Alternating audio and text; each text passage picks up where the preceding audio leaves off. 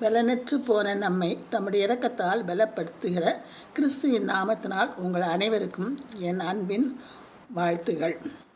இன்று டிசம்பர் மாதம் 2ஆம் தேதி நாம் சிந்தித்து தியானிக்கும் ஜீவ வசனம் 6ஆம் சங்கீதம் 2ஆம் வசனம். சங்கீதம் 6 வசனம் 2. என்மேல் இரக்கமாயிரும் கர்த்தாவே, நான் பலனற்று போனேன், என்னை குணமாக்கும், என் எலும்புகள் நடுங்குகிறது. இது தாவீதின் சங்கீதம். தாவீது நாள்தோறும் அதிகாலையில் எழுந்து துதிப்பாடல்கள் பாடி வேத வசனங்களை வாசித்து தியானித்து ஜெபிப்பது வழக்கம். பின் கர்த்தருடைய சத்தத்தை கேட்க ஆயத்தமாக காத்திருப்பார். கர்த்தரிடம் தன் சொந்த தகப்பனிடம் பேசுவது போல பேசுவார். கர்த்தர் அன்று என்ன செய்ய சித்தமாக இருக்கிறாரோ அதை குறித்து தாவீதிடம் சம்பாஷிப்பார். கர்த்தர் சிறிது நேரம் தம் முகத்தை மறைக்கும்போது, சுகவீனமாக இருக்கும்போதும் இந்த வார்த்தைகளை கூறுகிறார் தாவீது. தான் பலவீனனாக போவதால் அவரை குணமாக்கும்படி கூறுகிறார்.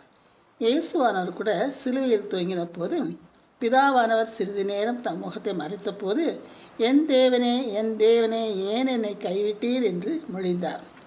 நாமும் கூட நாம் பலனற்று போனேன் என்று கூறிய பொழுது நமது பலவீனத்தை, குறைகளையும் தகுதியின்மைகளையும் கூறி ஜெபிப்பது வழக்கம்.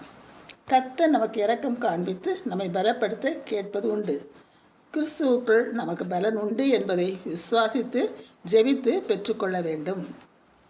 இயேசுவானவர் கெத்செமனே தோட்டத்திலே இரத்த வேர்வை சிந்து ஜெபித்து, இந்த பாத்திரம் என்னை விட்டு நீங்கக்கூடுமானால் நீங்கும்படி செய்யும் என்று கேட்டார்.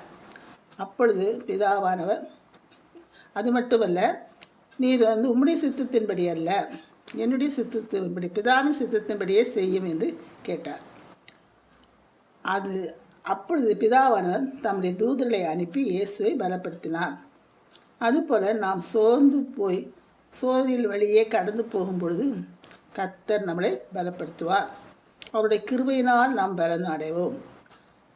பவுல் தன்னை குறித்து மேன்மை பாராட்டாதபடிக்கு அவருடைய மாம்சத்தில் ஒரு முள் கொடுக்கப்பட்டிருந்தது என்று கூறினார். அதை அவரிடத்திலிருந்து நீங்கும்படி 3 தரம் கர்த்தரிடம் வேண்டிக் கொண்டார்.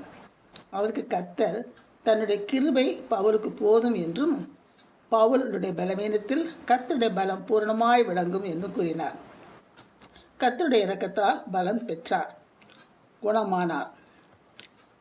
ஜெபம். ஆம் கர்த்தாவே, நாங்கள் பலனற்று சோர்ந்து போகும் பொழுது நீர் எங்களை பலப்படுத்தி குணமாக்கிற தேவனாக இருப்பதற்காக நன்றி சொல்கிறேன் சுவாமி.